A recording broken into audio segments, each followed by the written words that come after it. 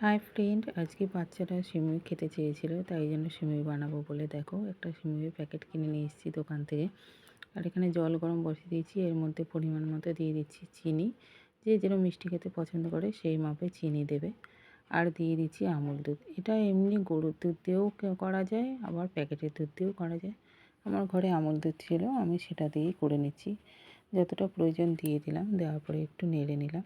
নাড়ার পর এটা দুধটা ফুটে গেলে এর মধ্যে যে ভাজা সিমুইটা কিনে এনেছিলাম সেটা দিয়ে দেবো।